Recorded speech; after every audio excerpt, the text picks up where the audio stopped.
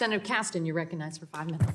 Thank you, Madam Chair. Thanks to our speakers for coming here. And thanks to all the young folks who are here. I really appreciate you coming out here. And I hope you will continue to be active in this space. A number of years ago, 2 years ago, when the United States pulled out of the Paris Climate Accord, there were about a dozen of us who went over to Madrid to basically let the world know that even though the United States government, which was the only country that had pulled out, that we were going to go and tell the world we're still in. And I remember one of our European colleagues pulled us aside and said, we just want you to know that really bad things happen when the United States doesn't lead. That carried a lot of weight, obviously, with the history of Europe, but I hope you will keep that in mind as you think about your own futures, because notwithstanding our ranking member's advice that we shouldn't act until China acts, it is important that the United States leads. Dr. Spinrad, I want to chat with you a little bit about ocean modeling and methane. I'm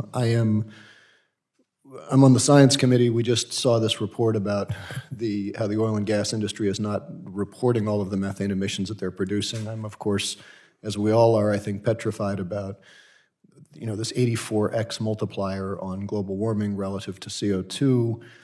The global methane pledge that came out of the Glasgow meetings was a key part to making sure that we actually do keep 1.5 alive, as they say. And we're focused a lot on the private sources of methane, but as I look at the geological history of the world, there's, as you know well, there's this Paleocene, Eocene border where there's some suggestion that maybe the warming of the upper surface of the ocean led to these huge burps of methane hydrates underneath. We have seen some releases. I believe the University of Alaska Fairbanks saw some significant releases in the East Siberian Sea, if I have that right. I'm wondering if you can share to what degree you believe we've got a good model of the oceans to understand, as we're injecting this heat into the upper surface of the ocean, should we have concerns about intermixing, releasing some of those clathrates out? Do we need more research there? Help me understand how big a deal that is. Should we be concerned about it and what we can do to mitigate some of the effects, if any? Yeah, thank you, Congressman. I think that is a critical issue, and I was delighted, quite honestly, in Glasgow that this was elevated to an issue of global concern.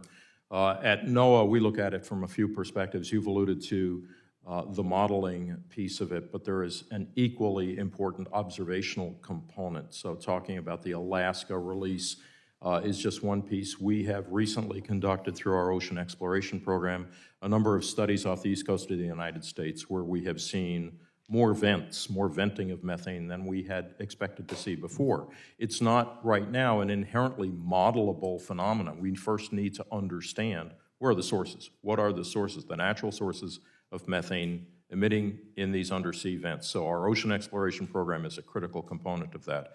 Once we have an understanding of the sorts of concentrations and the distribution of the vent sources, or the methane sources, then we can build that component as one of the greenhouse gas elements into the forecasts for changes in temperature, the results of having that methane in the atmosphere. You're absolutely right, greater than 80% greenhouse gas impact.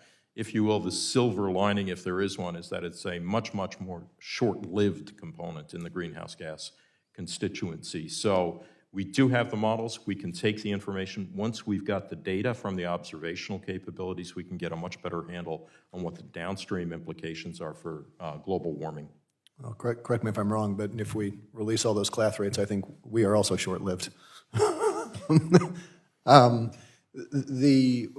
last time you and I spoke, I think you just released this report saying that the sea level rise on the Gulf Coast was going to be 2 feet by 2050. With high degree of certainty, appropriate scientific qualifiers on that.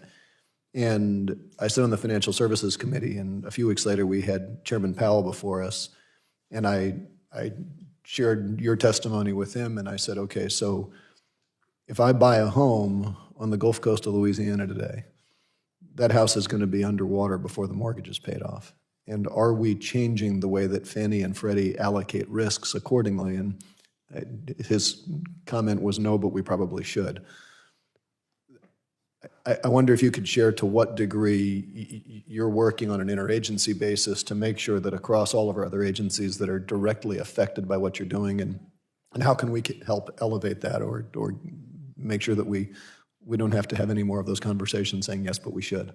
Yeah, thank you, Congressman. That is a subject that is near and dear to my heart and one which I've undertaken some very specific actions on.